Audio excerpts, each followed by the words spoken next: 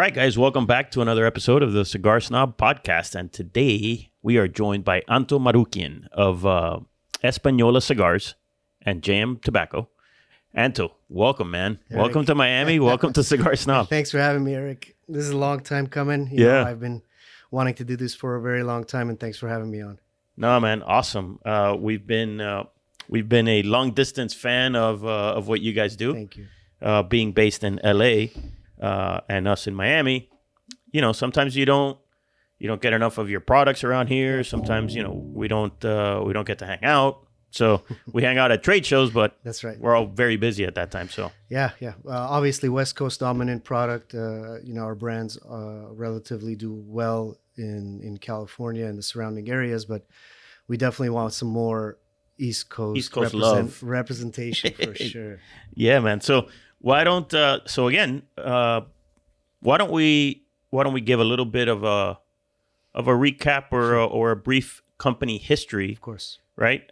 Which, like, the thing I find fascinating about your company is that the company history, your personal smoking history, all of it is sort of intertwined. Absolutely. And so I think it'd be cool for people to know how Española Cigars started and how you got into it and all that jazz. For sure. You know, I like to say I grew up in this industry. I have a very famous photo in my office of me being baptized, my first baptism, where I grabbed a cigar from my dad's mouth, put it in my mouth, and somebody captured it and it's sitting in my office. Awesome. It's really, really so I like to say I've been smoking for 47 years. But yeah, you know, we have a great origin story. I think it'll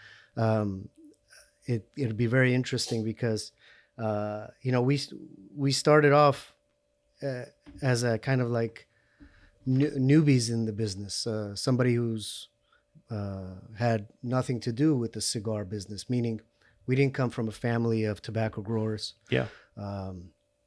Being a Lebanese Armenian family from Los Angeles, my dad was in the jewelry business at the time. So this was his birthday in 1994, where I bought him 2 Avo cigars. And, you know, Avo is a Armenian brand. Famous Armenian. We're Armenian as well. So for us, it was a famous, he's one of our heroes. Yeah. You know. So I grabbed him 2 cigars. At the time, I think it was like $15 to $20 each of those Avos. And he so it's smoked 1994. 94, yeah. Yeah. He smoked them. He loved them. He asked me to buy him a box. And I said, Dad, you know, I'm 17 years old. Yeah, I can't afford a box of Avos. And so he ends up buying the box himself. And when he found out how much those retail for, he was, you know, you could see the light bulb. As a businessman, he knew, okay, wait a second. Right. There's something here. Let's figure this out. So he buys a box. And at the time, he had a jewelry factory in Dominican Republic making rope chain jewelry. And his brother, who was managing that factory, lived in Dominican Republic, was very familiar with Dominican Republic. And so he sends him a box and he says, hey, try to locate somebody who manufactures cigars and is willing to work with us. And, you know, at that time, we had no idea it was the cigar boom, mid-90s, where tobacco was very scarce in Dominican Republic. And it was really hard to find partners willing to take on new customers just because a lot of their inventory was already sold. Yeah, and there was some tobacco scarcity issues. Yeah, definitely. So we were lucky enough to find a manufacturer who, you know, sent us a few blends that we really liked. We started with a Connecticut line because that's what my dad smoked, Avo Connecticut. And he really liked the blend that the manufacturer produced, or the blender came up with, and decided to order 10,000 cigars. And, you know, famously he said, if we don't sell a single cigar, I'll have cigars for the rest of my life at about $1 a piece. Yep. So he orders 10,000 cigars, and I remember him coming to me and said, hey, I just ordered a bunch of cigars. Come up with a brand name. And me as a 17-year-old at the time, fresh out of high school, or actually I was still in my senior year in 94, 95, I graduated high school. So summer of 95 is when things started happening as far as research and development and brand identity. So I remember opening up Google and looking at the Dominican Republic. And the first thing that stood out to me was across the top of the island of Haiti and Dominican Republic said Hispaniola. And I said, that's very interesting, you know. So I did a little research on Hispaniola, and it was when Christopher Columbus first came, the New World and all that's 1492. And he called the island La Isla Española. And I said, hey, I think that's going to fit really well. Let's go with the name Española. Did some research. Is it around? No brands like that. And that's when Española was born. 1995 was when we first received samples, and our first trade show was the RTDA show, which is now PCA, in Cincinnati in 1996, along with Rocky Patel and Drew Estate. Those were so we started when those guys started. Of course, their trajectory is a little different than ours. Yep. But we're still here, and I'm really proud to say that. Yeah, I mean, look, listen, 30 years is nothing to sneeze at. Like, man, it's crazy. It takes a lot of hard work. It takes perseverance. It takes some luck. There's just so much that goes into it. All of it. You can't get to 30 years without doing things right. Yeah. So that's a testament to you and your dad and your team, Thank right? you. And so that's really impressive. The Avo thing is kind of cool, right? Yeah. The fact that you went for an Armenian who was making cigars, and sort of tried to mimic that in a way. He's a legend, so you know. And I also actually have another Avo story, which seems like everybody has an Avo story. I was in Dominican Republic with my wife at the time and my factory manager, and we were at a small Italian restaurant, which was a house turned into a restaurant. So it was like maybe 3 or 4 tables, the home kitchen, and the guy literally would bring the pot of pasta to your table, just like serving at somebody's family house. meal. Yeah. And right next to us is Avo with a friend of his having dinner at the same restaurant. And I turned to my wife. I said, "That's Avo. That's the guy. That's the famous cigar maker." And he receives a pizza pie, and he, just like any other Armenian, very hospitable, turns to us and says, "Hey, please have a slice. This is too much for us to eat. Please have a slice." And in Armenian, I respond to him. I say, "Mr. Avo, thank you very much, but we have plenty of food, And he was shocked. He was like, he calls the owner of the restaurant. He says, "You have 3 Armenians in the whole island in the Dominican Republic, and they're at your restaurant." That's great. We had a great time that night with him. He invited us out again the night after with me and my wife. And absolute legend. And, I'm very thankful to have met him and thankful to, call him a friend as well and an inspiration. Yeah. And so let's backtrack a little bit. Mm-hmm. What factory did you end up making the cigars with? So originally we were buying from a factory, I don't think it's around anymore, called Baitoa Tobacco. Baitoa? Baitoa Tobacco. Most importantly, it didn't matter what factory we got it from. Most importantly, it was the master blender that we gained a relationship with. Mr. Papo is, I've been working with Mr. Papo for 30 years, still work with him till today. Matter of fact, he blends all of our Española cigars till today. So just to clarify, so you guys have your own factory. We do. And that's not, he's not the master blender at that factory. No, but he was for 20 years. Oh, he was? Okay. He was, yeah. So you have your own factory making JM's Dominican. JM's Dominican brand is a value price brand that does really, really well for us. That is strictly what we manufacture at our factory right now. At your own factory. And then at Papo's current factory, which is Blackbird? Blackbird Cigar.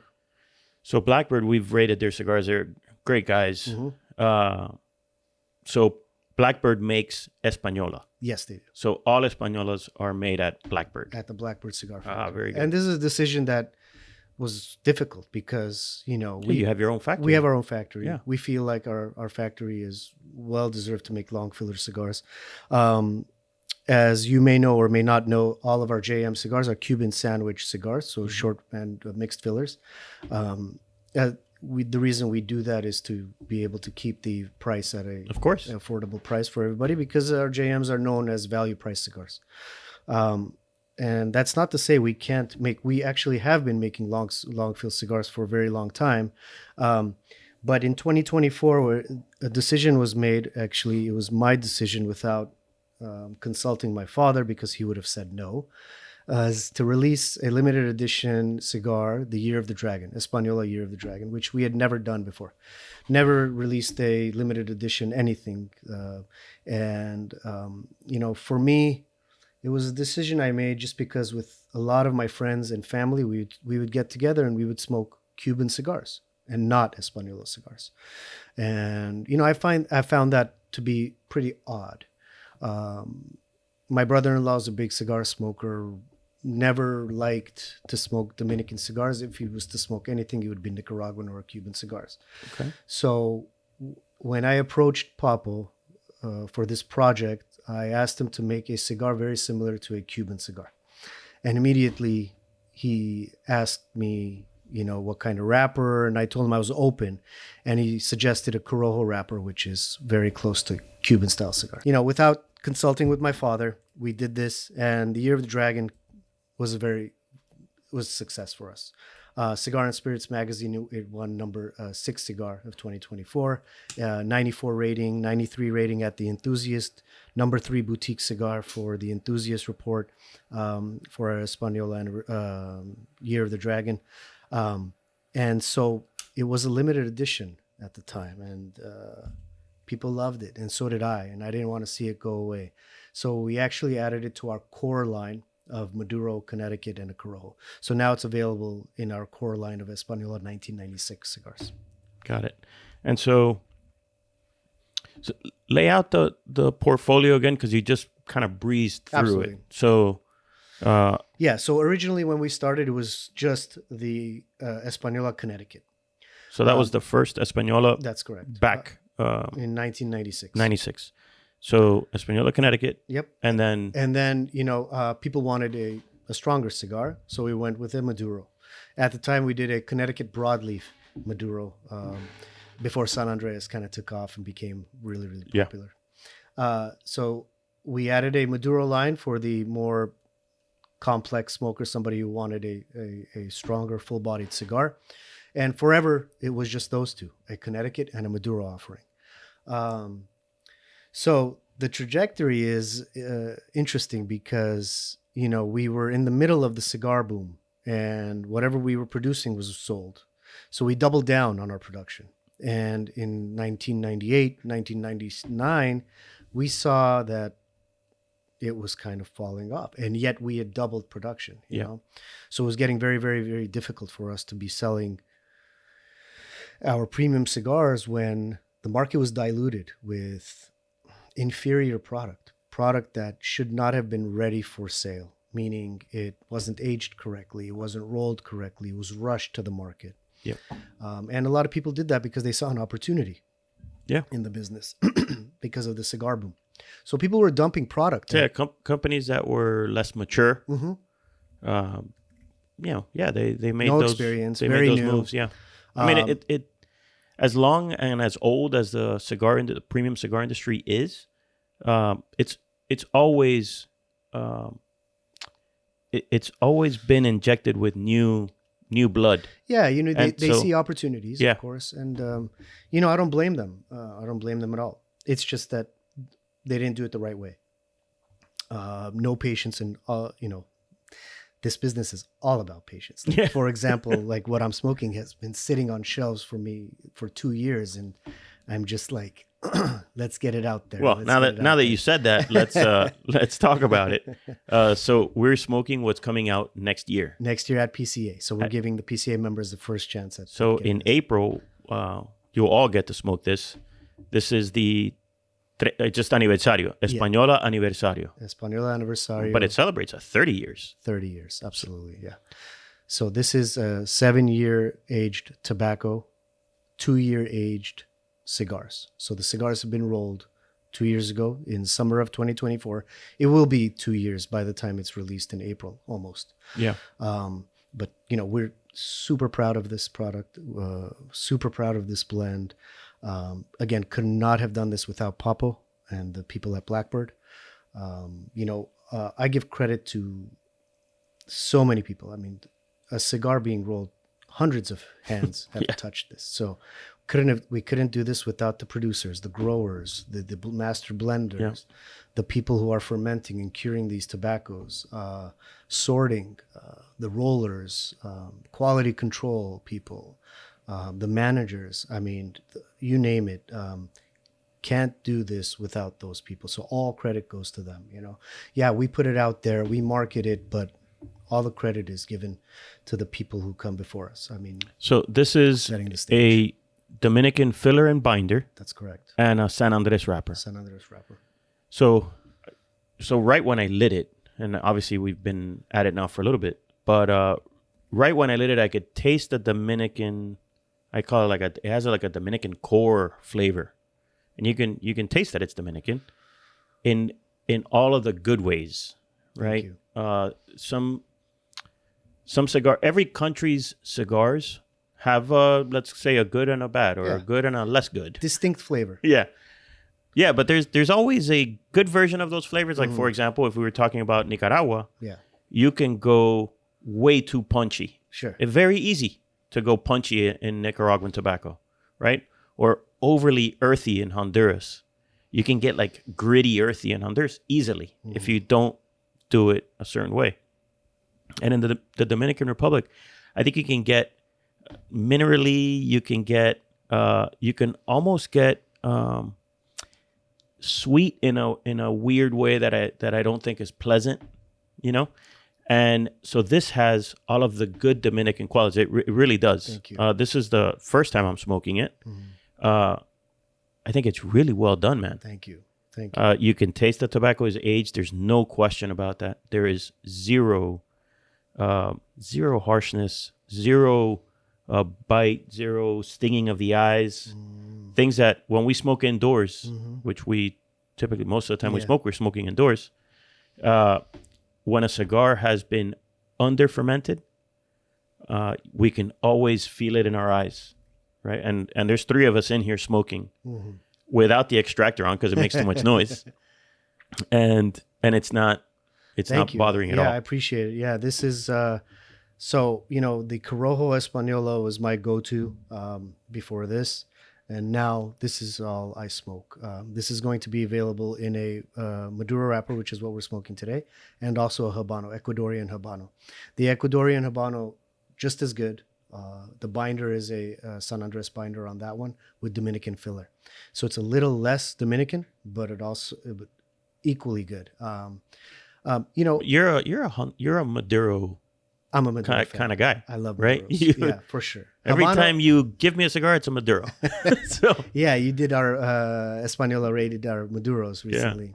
Yeah. As a smoker, I mean, I feel like we've graduated from the Connecticut's. The Connecticut's are, as we know, for the novice smoker, somebody who's new, wants a lighter, creamier smoke, and we want something full flavored, complex, and full body, or medium to full body. That's what we have here. And again, like I said, my Corojo is my go-to. The Corojo is more of a spicy, peppery finish. This has none of that. This has more a cacao almost. Yeah. Espresso bean. Definitely. I was writing those notes. Yeah. And I was like, is it espresso or is it dark chocolate or is it both or is it molasses? It's interesting, but it does have that chocolatey, cacao-y sort of. I don't want to say chocolate because it's not. It doesn't have that correct sweetness. I know it's that's bitter. It's that's what's curious about it. I was having a hard time. Like what is it? Yeah, but it's very nice. I love it. Thank you so much. Yeah. Okay, so going back to what I was talking about is the offerings from the Connecticut and the Maduro, and I think we were discussing, what the trajectory of Española was. And so again, late 90s now, we're having a hard time moving this, and we have a bunch of tobacco. We've invested in a lot of tobacco, and we're competing with $1 cigar now, people who are dumping product.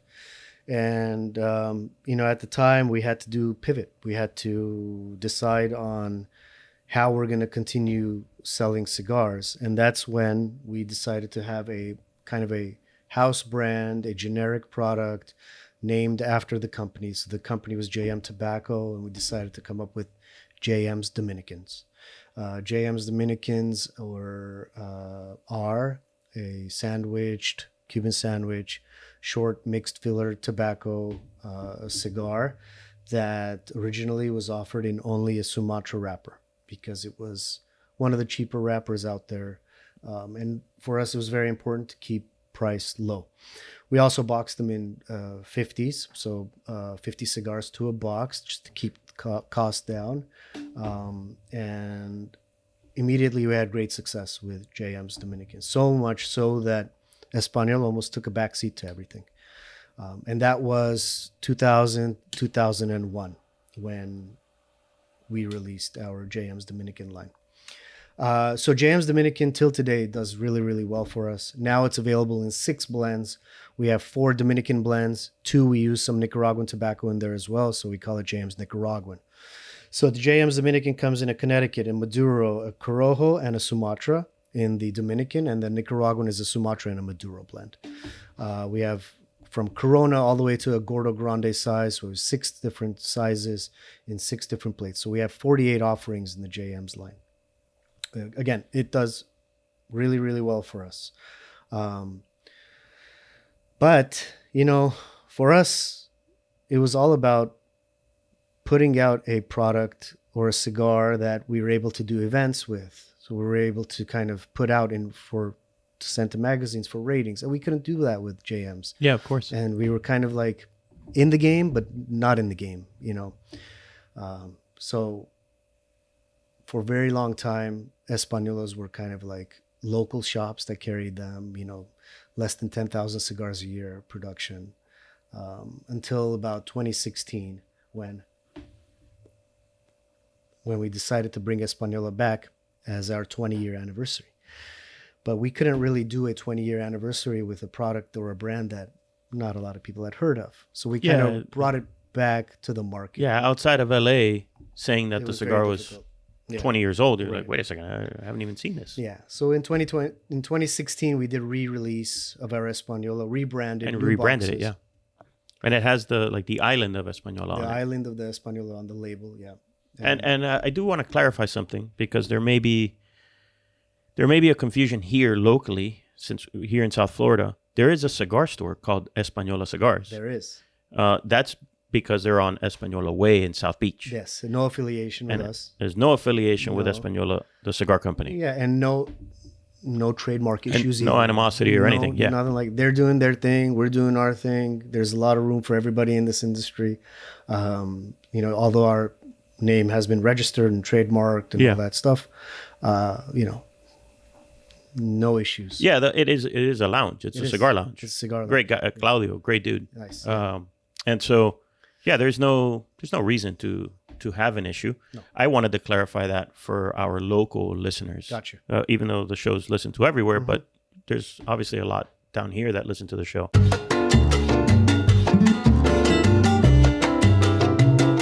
This episode is brought to you by El León Jiménez Rum, which brings together over a century of Dominican excellence created by the same family behind La Aurora Cigars, which was founded back in 1903 when an 18-year-old Eduardo León Jiménez opened a small factory in Santiago. At a time when the Dominican cigar industry was still in its infancy, the León family was already building what would become one of the cornerstone legacies of the cigar world, rooted in tradition, craft, and Dominican excellence.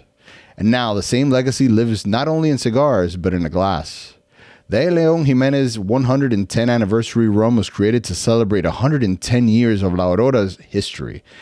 It's a true super premium Dominican rum aged for 10 years, 8 in bourbon barrels, followed by 2 more years in French oak. Rich, elegant, and built specifically with cigar pairings in mind, this is the kind of pour that belongs next to your finest La Aurora cigar. For those looking for something equally refined but more versatile, there's the El León Jiménez 1903 rum, aged for 8 years, including time spent in sherry casks. It's smooth enough to sip neat, but also shines in a proper cocktail. These rums were developed by the León family as an extension of craftsmanship that has been their hallmark for over a century. So the next time you cut and light your favorite La Aurora cigar, consider pairing it with a rum that was designed for that moment. El León Jiménez 110th anniversary and El León Jiménez 1903, a piece of La Aurora in a glass. Ask for them at your local retailer and, of course, with your next pairing.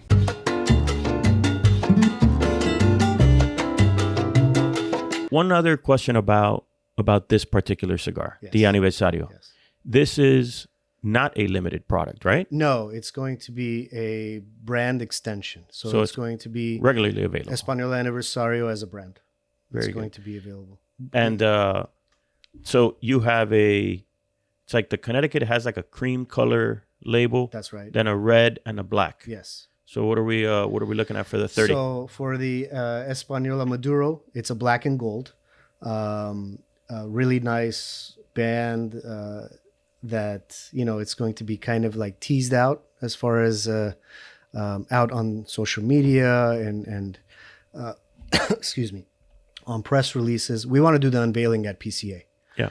By the way, you mentioned social media. How should people follow Española Cigars? So we have a company page at JM Tobacco, and we also have our brand page at Española Cigars. Okay, cool.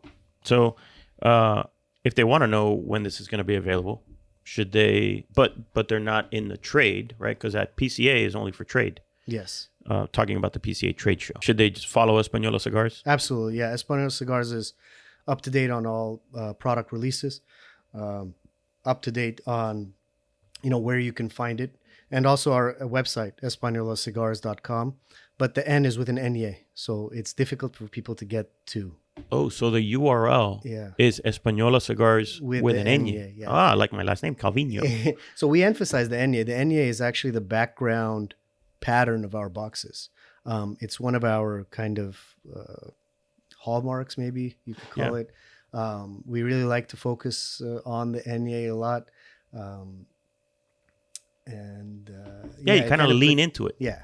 We definitely kind of. It has now, separates us by out. the way, the blend has now become like a lot creamier than before. So Yeah. now it took a little transition. Yeah, and- my favorite is the last third. So Yeah. it's going to get. So- it's going to get better. I'm in the middle third right now, and it definitely took on a more creamy texture to the smoke. Yeah. I love it when a cigar takes some turns. Sure. There's something to consistency in the smoke experience as well. Mm-hmm. But I personally like it when they move around. Yeah, we've been talking about the blend, and I'm super happy with the blend. But I want to say something about construction as well. These guys do a phenomenal job. I don't have an issue with cigars turning out because it's not fresh tobacco. It's a product that's been aged for a while, and you have an even burn and the white ash and no dead spots on the cigars itself. They do a really great job on quality control at Blackbird Cigar Factory. So I want to give a shout out to them as well for construction. Yeah, man. This one has been performing fantastic. I mean, I have zero complaints on this. Thank you. And so when you're smoking, Yeah. just to kind of change gears a little bit, when you're smoking for pleasure, right? Obviously in your daily job of, constantly making sure the blends are coming in right and all that, that's one thing. But when you're smoking for pleasure, what does that look like? What do you like when you smoke? So for me, it's always company. I love smoking with other people, and I tend to smoke what they're smoking. So I like to talk about the product. Of course, you're sitting with somebody for an hour and a half. You're not strictly talking about the cigar itself, but conversations are happening, and it's nice to kind of like discuss where the cigar is going and if they're having the same experience as you. And it doesn't have to be an Española cigar. It could be any cigar. But I just in general like to smoke the same cigar as my company and with company. So for me, it's enjoying. It's a this industry is all about relationships and people. Yeah. And Well, I mean, this is a very social product. that's right. You're spending an hour and a half with somebody. Granted, there may be guys listening to the show right now who are driving a truck across country or Oh yeah. or or maybe traveling for work and they're smoking alone. Like I used to be before the magazine, I was an IT consultant. Okay. And so Monday through Friday morning, I was somewhere else, never with my family or friends. I was in a town where I didn't know anyone. And so I did a lot of solo smoking in those places. So I always looked for a cigar lounge near the town that I was in. Mm-hmm. And then I try to find some people there. Sometimes good, sometimes not. But yeah, so I'm used to smoking alone as well. But I mean, don't get me wrong. I've had But it's my a social share product, of cigars alone. Yeah. Be it at work or be it at home. When I have time away from the family, I love to light up. And it's usually with, nice scenery and maybe a drink. It doesn't have to be alcohol based drinks. I always like to say pair it with whatever you enjoy smoking drinking, because if you don't enjoy drinking a bourbon, you're going to struggle. Yeah. And if you enjoy sparkling water, enjoy it with a cigar. You get more of the cigar flavor than the beverage. What is having said all of that, which is true, you don't have to smoke it with alcohol, but what kind of adult beverage do you like with a cigar? I'm a tequila guy. Oh, yeah. Yeah. So based out of LA. Well, yeah, LA, there's of course. A lot of high-end tequilas that I love. And then it's mostly añejos that I like to enjoy with cigars. If we're gathering friends and having a get-together, I like my blancos. But if I'm enjoying and blanco with ice with a slice of orange, that's my drink. But if I'm having a añejo, it's never on ice. It's always neat. And I tend to have añejo only when I'm smoking cigars. I don't drink añejo as a beverage of choice other than with a cigar. Interesting. And it tends to be, it's got the sweetness. Yeah. It's got the Scotchish feel to it. Yeah, it's got some oakiness because it's been in a barrel. Yeah. I also love the freshness of a Blanco tequila, though. But I do have them with cigars. You just have to find the right cigar. Yeah. To I pair with have had it with cigars as well, of course. Yeah. But I tend to lean towards an añejo more. And you don't stray from tequila? I do. I enjoy my scotches. Macallan is my go-to scotch. Yep. And then coffee. I love coffee with cigars. Me too. Yeah, I love it. Yeah, you were mentioning earlier how, Connecticut's, more for novices. Man, I smoke Connecticut's with coffee. It's the best. I think almost every single day. Yeah, you are smoking it early, right? If you're having coffee. Yeah. So it is a cigar that you can enjoy in the mornings. And also on a golf course, I love Connecticut's. Yeah, then you can have one front nine and one on back nine. Yeah. You can have two. So I do enjoy Connecticut's, but then again, my job requires me to smoke every type of cigar. So I think that I see the positive in every type of cigar, and so I people ask me all the time, like, well, what's your go-to? I'm like, well, this week, Yeah, right. I'm enjoying this, but yeah, I change constantly. And when you're at home, what is it? On the terrace? You have a man cave? How does that look like? Strictly outside. My wife does not like cigars. Yeah.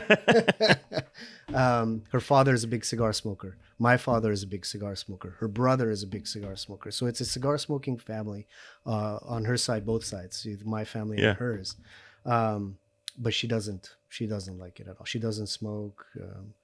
So I go outside. I sit on the patio.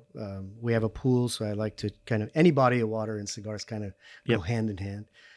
So I sit out there on the lounge chair and enjoy a cigar, if I'm able to with the family. Like I really enjoy my family time. For me, Because you're a cook. Yes. You're a culinary guy. yeah, I went to culinary school, so I do a lot of the shopping at home as far as ingredients go. I do a lot of the cooking at home. So for me, coming home, cooking is after a long day, it's super relaxing. It's very meditative. I call it a controlled chaos because everything is happening at once and they all come together at the end, and it's a wonderful feeling. What's a go-to dish if I landed in LA next week and you say, hey, Eric, come over, I'm making dinner. So traditionally, I make a wonderful arroz con pollo with like What? sausages and a pesto sauce on top. I do that. Arroz con pollo with a pesto sauce. Yeah, That sounds fancy. My kids love my steak. I make a steak with a chimichurri sauce. I do a whole grilled fish for my wife. She doesn't eat meat. That's a staple. Basic stuff like Taco Tuesdays we do at home all the time. I can do sushi. I don't do sushi rolls, but we do mini hand rolls. Make some rice, make some cut up some cucumbers, some avocado, and have some sliced fish, and we just make hand rolls with that. That sounds lovely. Yeah, it's easy too. I know. It's easy. Yeah, well, you just need the fresh fish. Yeah. Which LA we have it. Yeah. So yeah, those are kind of staples in the house, and then we have some Middle Eastern dishes that I make. It's a chicken and potato dish that my kids love, and then I light the fire often. In LA, it rarely rains, so we're outside all the time. I have an outdoor grill, outdoor kitchen. We're doing traditional Middle Eastern kebab style barbecues, and in our family, it's Sundays. We're always gathering. Either my family's coming over, my wife's family's coming over. Both my in-laws hang out with my parents. It's that type of family where they love each other. Are you sure you guys are not Cuban? That's you're describing my family. So it's a wonderful setting. We all get together and it's food. We're 10 people, but we cook for 30. Yeah. That's how it is. And a lot of those times are when we're having cigars as well. So it's a wonderful experience, and I'm blessed. That sounds awesome.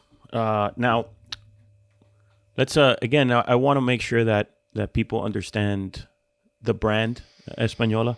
What kind of cigar smoker do you think Española Cigars is for? Yeah, it's for the classic cigar smoker. No flash, no gimmick. Somebody who really is smoking it for the cigar, not for the label. The label itself. Somebody who understands tobacco, who understands, blends and cigar and construction. Just because Someone who I think you're saying understands, but I think you mean like appreciates. appreciates. Yeah, it. appreciates the quality of a. Right. Right. And Yeah, because it is really well constructed. And our Española cigars are at that $9 to $12 range. It's not something that is screaming at you at a luxury.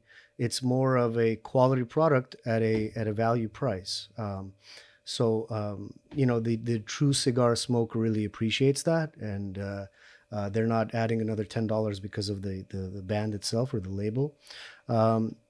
So yeah, I would say more on the older side if we're going demographic, and somebody who's budget friendly but wants a premium cigar.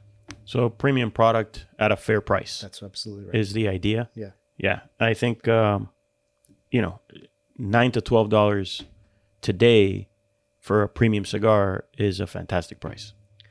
Again, That's kind of the sweet spot right now. and that's kind of like we're able to do that because we haven't touched on this, but we also grow tobacco in San Andres. So my father. Okay, we didn't get to that. My father has been growing tobacco since 2010. We have about 12 hectares in San Andres, in the Tuxtla region. So we're able to kind of grow tobacco. Number one, because San Andres was kind of very scarce at the time, and we wanted to secure it. But it was something that we were able to control price. We import through our broker. Again, we have our own factory. Now that Blackbird is making our product, we made sure that price is right from them as well, and that we're not overcharging our customers. And we control our distribution as well. So it's kind of like A to Z, from seed to cigar. We are controlling everything, and we're able to keep the prices where they're at. How's the distribution managed in the U.S.? Do you have independent brokers? Do you have distributors? How does that, or do you have in-house sales? We have two in-house. We have distribution as well, and we work with brokers. We only have like 3 brokers right now that we're working with. Always looking for good people. It's in this industry, they're always jumping from one manufacturer to the other, and it's rare to find somebody that is willing to kind of stick with you for the long run. And we're happy to say that we have those people that have been with us for 20 years. And when you recognize the value that they bring, you really need to take care of these people. Yeah. Well, outside of LA, what are some, like, let's say if you can, the top 5 markets where you can find Española with a absolutely good distribution? Outside of California, let's say, Arizona is a big market for us. Pennsylvania is also very, very big. As you know, a lot of the major distributors are out in Pennsylvania. Yep. It's a no-tax state, so we have a lot of representation out there. Texas is coming along for us, and then we had a sales rep in Illinois and Ohio for a while, and those 2 markets do really, really well for us. Okay. So the Midwest. And so you mentioned earlier how you're the cook of the family. Yeah. What about restaurants? What kind of and are there any restaurants that you've seen where the food pairs well with cigars or anything like that? Oh yeah, absolutely. But again, we're talking about California, so it's really hard to find a place tough. Where you can eat and smoke at the same time. Yeah. Or smoke anywhere. For example, some cities are banned to smoke outside. Yeah. It's just I don't understand. Can't even smoke in your own backyard. No, can't even smoke in your own backyard. But some of the, if we're talking about... but your municipality, you're in Studio City? I'm in Studio City, which is close to Burbank. You're okay to smoke outside? We're okay. Burbank isn't. Burbank is banned, to be honest. But we're okay. We're in Studio City for now. How do you get involved in any of that? Local politics to try to not really prevent any of that? No, not really. The most I've done is an advocate of PCA and the work they do. We were in Dubai about 10 days ago, 2 weeks ago, and I sat down with Joshua, who was on your show, I think last week maybe. And, we talked about how I could be involved in PCA, just because I've been doing the trade show since 1996. Yeah. Very few people who are attending or continuously for that many years. That many, there's a handful. Yeah. I mentioned Rocky Patel, obviously the Fuente family. Drew State also started at the same time. So a lot of my sales reps from early 90s have their own brands now. Christoph, with Glenn Case. He's our sales rep, him and his wife. And he started his own brand and does really, really well. Great guy, great cigars. So yeah, I'm involved in as far as the PCA, not local politics, but more PCA. Yeah. So restaurants. But back to restaurants. Yeah. So La Descarga, which is a Cuban speakeasy restaurant who also sells cigars, is a great place to go because they offer lounge smoking over there. We have La Descarga. They have their own cigar lounge. They do, and it's attached to the. It's attached to the restaurant. Oh, yes. Cool. Yeah, very nice place. I think you walk in through the coat room or something. It turns into the restaurant. Very, very cool. If you like speakeasy style restaurants. If you're looking for like Italian food, I think Mother Wolf, which is a big chain, or not a chain, but but they have multiple locations. Yeah. That's in the heart of Hollywood. Mother Wolf is a great Italian restaurant. we're known for sushi by us. We have a sushi row on Ventura Boulevard. It's got maybe 20 sushi bars in, I don't know, a 3-block radius. Yeah. And my go-to is a Katsuya. Katsuya is a famous chef. He's got many locations as well. Steak, I would say Bestia is a steakhouse in the heart of LA, in downtown LA. And then it's a great name, Bestia. Bestia. I love that. And then if you're looking for, Lebanese style traditional food that I grew up on, is Carousel Restaurant is our go-to. It's in Glendale, which is basically Little Armenia. Yeah. A lot of Armenian residents live in Glendale, and Carousel Restaurant is by far the best at what they do with Lebanese cuisine. Cool, man. Yeah. That's good stuff. So let's do the website and the social media accounts one more time so that if someone's driving or something, pull over if you're going to write something down, please. So website, Española Cigars with the N. With the N, yes. We also have a company website, jmtobacco.com. Okay. So jmtobacco.com has all of our products. Including Española. Including Española. From JM's Dominican to Española, to a brand we have called Zoidian. It's a bundled brand. Everything that we do is on that website. Española Cigars with an S. When someone says how do you do the Enye? Mm-hmm. What is your go-to recommendation? So if you're on a MacBook, press and hold the N. Yep. And then you can select, I think it's the first one, number 1. Yeah. It's difficult. That's why we put QR codes on all our packaging. So it's easy for people to go to our website. Like my ads come with QR codes and the boxes of cigars and any catalogs that we send out. So, well, very good, man. Thank you. Dude, that was awesome. I appreciate you sharing that history with us. Yeah. Sharing your cigars. I can't wait for people to try it. Thank you so I much. think this is on another level. Thank you. So this is excellent. Just to let you guys know that this cigar is a 6x52, a Toro size, and it will also be available in a Lancero, 7x38. So I'm gonna be smoking that one off camera. You got it. Yeah. Boxes of 10. So these boxes are meant to kind of buy box because the boxes are beautiful. It's gonna be hard for you guys to throw away the box. It's a wonderful gift for 10 cigars, and I just feel that we knocked this one out of the park. I want to say that.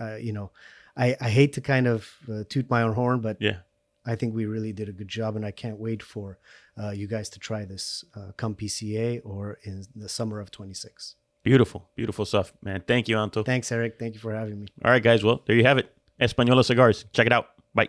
Thanks for watching Cigar Snob on YouTube. If you like what you saw, like, comment, and subscribe. There's a lot of content on our channel. And we also print a magazine, so subscribe to that at cigarsnob.com. But in the meantime, catch you on the next one.